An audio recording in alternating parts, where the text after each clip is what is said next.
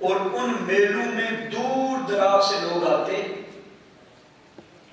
اور لوگ آ کر اپنی اشیاء وہاں بیچتے اور وہاں سے اشیاء خریدتے اور زندگی کے معاملات کو دیکھتے، اور وہاں پہ ہر طرح کا کام ہوتا تھا،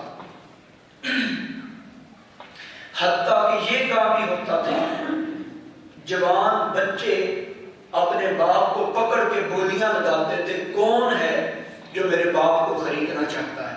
یہ صورتحال بھی ہوتی تھی۔ ان الغرض بتانا مقصد یہ ہے کہ ان میلوں میں دور دراز سے تقریباً سارے عرب کے لوگ جمع ہو جاتے، تو سرکار ان میلوں میں جا کے لوگوں کو دین کی دعوت پیش کرتی۔ ذوالمجاز کا میلہ بھی اسی طرح بہت زیادہ مشہور ہے، سرکار وہاں بھی گئے۔ مجنہ کا میلہ بھی بڑا مشہور تھا، سرکار وہاں بھی گئے، اور ان علاقوں میں جا جا کے، قبائل میں جا کے، میلوں میں جا کے، حج کے ایام میں دور دراز سے آئے ہوئے لوگوں کے پاس جا کے رب کا پیغام ان تک پہنچایا۔ اور جس وقت سرکار نے حج میں آئے ہوئے لوگوں کو دین کی دعوت دی، تو اس وقت مدینہ منورہ سے چند لوگ زمانہ جاہلیت میں حج کرنے کے لیے آئے ہوئے تھے۔ وہ مقام منع میں عقبہ کی گھاٹی کے پاس ملے، اور وہاں پہ وہ 6 لوگ تھے جن کے پاس نبی پاک صلی اللہ تعالیٰ علیہ وسلم نے اسلام کی دعوت پیش کی۔ ان 6 کے 6 بندوں نے اسلام کی دعوت کو قبول کر لیا۔ دراصل جو مدینے سے آئے ہوئے شخص تھے، انہوں نے اتنی جلدی اسلام کیوں قبول کیا؟ باقی لوگوں کے پاس نبی پاک صلی اللہ تعالیٰ علیہ وسلم جاتے اور جا کر اسلام کی باتیں بتاتے، پھر بھی وہ لوگ نہیں مانتے تھے۔ لیکن ان مدینے والوں کو جب سرکار نے چند آیتیں پڑھ کے سنائی تو یہ شخص کیوں مسلمان ہوئے؟ اور یہ لکھتے ہیں دراصل وجہ یہ تھی، مدینے میں 3 قومیں بات تھیں، 2 عرب تھے اور بت پرست تھے، اور ایک اہل کتاب تھے جن کو یہودی کے نام سے یاد کیا جاتا ہے۔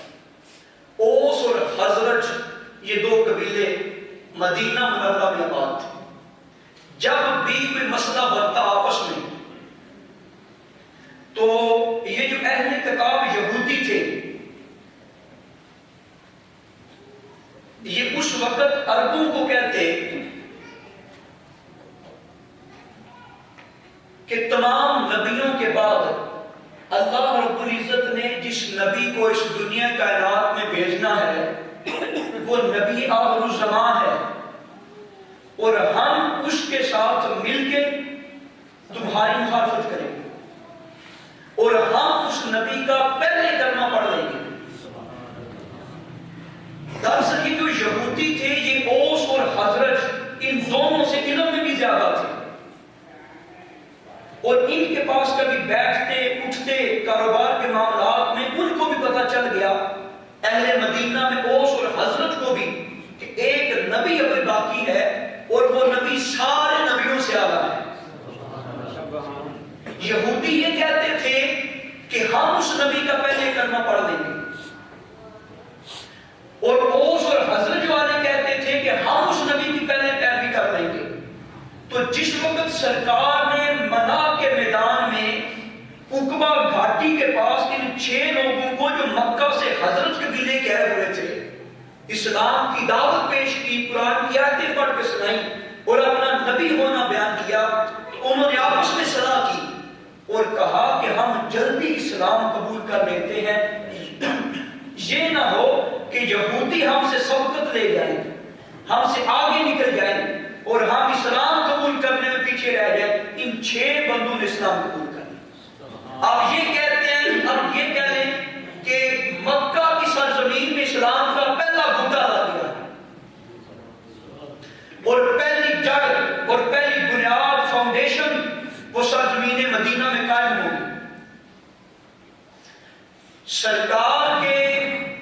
اعلان نبوت کے 11ویں سال کا یہ واقعہ ہے. 10ویں سال کا تو آپ کو میں نے بتا دیا تھا کہ 10ویں سال میں جس میں سرکار نے عام الحزن کو عام الحزن قرار دیا، اس میں جو واقعات ہوئے، یہ 11ویں سال کا واقعہ ہے. ان 6 بندوں نے اسلام قبول کیا اور چلے گئے مدینہ منورہ میں. اور یہاں مدینہ منورہ میں جا کے آپس میں وہ بتانے لگے، کہنے لگے ہم نے اس نبی کا کلمہ پڑھ لیا ہے جس کے متعلق یہود کہا کرتے تھے کہ اللہ پاک نے ایک نبی جو سب سے عزت اور شان والا ہے وہ بھی نازل کرنا ہے، ہم نے اس کا کلمہ پڑھ لیا. اگلے سال اسی مقام پر عقبہ کی گھاٹی کے نام پہ، اب وہ مسجد عقبہ وہاں پہ چھوٹی سی بنائی ہوئی ہے. اب یہ اگر میں مساجد کی طرف غور کروں تو یہ بھی ایک بات نکل جائے گی، ہمارا ٹاپک رہ جائے گا، لیکن جو حقیقت ہے وہ حق ہے. اہل سعود نے بڑا ظلم کیا ہے مسلمانوں کی تاریخ کے ساتھ. سرکار کے دور سے اب تک جو یادگار صحابہ نے نبی کی بنائی تھی، اور صحابہ کے بعد 13 صدیاں تک جو امت کے اولیاء نے، صوفیاء نے، علماء نے، محدثین نے، امام کعبہ نے، امام مسجد نبوی نے، وہ جو 13 صدیوں تک نبی پاک کی یادیں بنائی تھی، جب سے سعودی عرب میں اہل سعود کی حکومت ہوئی انہوں نے وہ ہر مسجد کو ختم کر دیا، ہر یاد کو ختم کر دیا اور ہر چیز کو انہوں نے گرا دیا. فقیر نے، میں نے اپنی آنکھوں سے دیکھا کہ وہاں وہ مسجد جو نبی پاک کی یاد میں بنائی گئی مسجدیں ہیں، وہاں پہ اتنے موٹے تالے لگے ہیں اور یوں لگتا ہے کہ صدیوں یہاں کسی نے صفائی نہیں کی.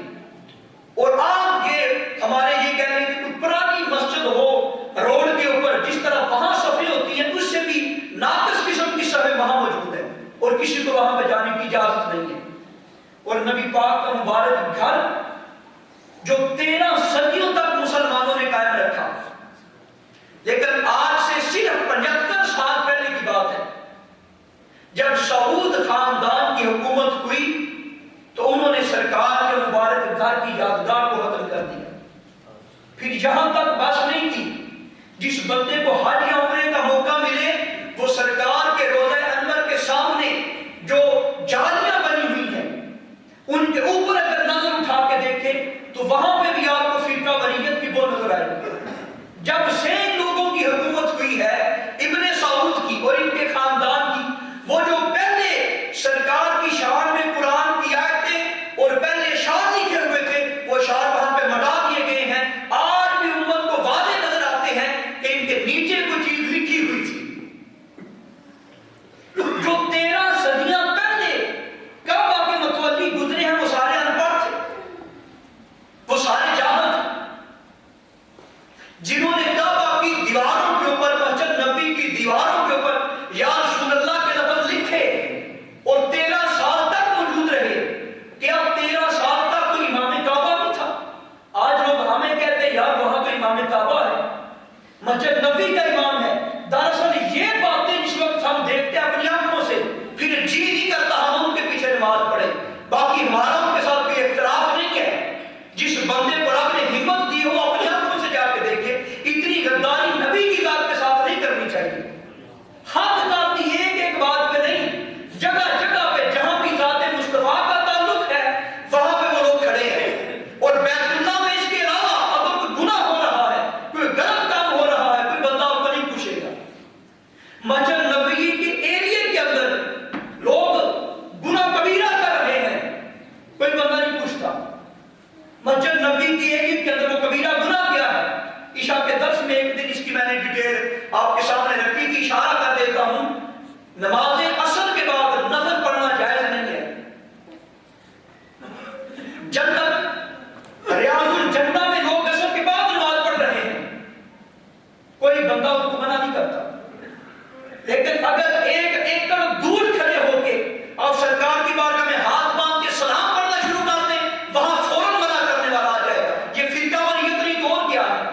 اگر گناہ سے روکنا ہے تو اس گناہ کو روکو جو مسجد کے اندر گناہ ہو رہا ہے اور جس پہ سارے لوگ مطمئن ہیں. اس گناہ کو کوئی بندہ نہیں روکتا. اور جو مسجد کے بعد صحن اور ایکڑ دور اور پھر مسجد کی 4 دیواری سے باہر کو کام ہو رہا ہے لیکن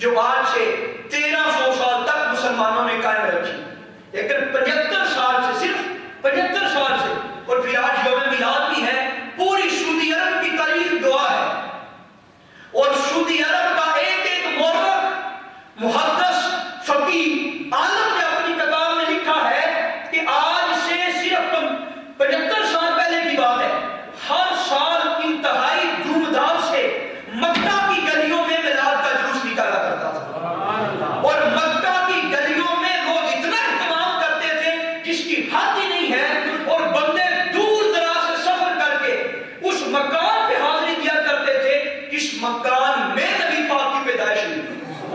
آخر بات ادھر جا رہی ہے، ہمارا یہ موضوع بھی کم ہو جائے گا، لیکن یہ بات بھی ضروری ہے۔ جو آخری دن تھا میرا وہاں پہ مسجد نبوی شریف میں، تو کوئی مصروفیت بھی کہہ لیں، کوئی بدبختی بھی کہہ لیں، اور کوئی منظوری بھی نہیں تھی، آخری دن کوئی تھوڑا وقت ملا اس جگہ پہ جانے کا جہاں سرکار کی پیدائش ہوئی تھی، تو وہاں لائبریری بنی ہوئی پرچہ تقسیم کر رہے تھے، اور پرچے پہ لکھا گیا تھا اگر آپ میں سے کسی کا کوئی دوست، کوئی جاننے والا، کوئی عزیز اب بھی جائے مدینہ منورہ میں، تو وہاں وہ ایک کانفرنس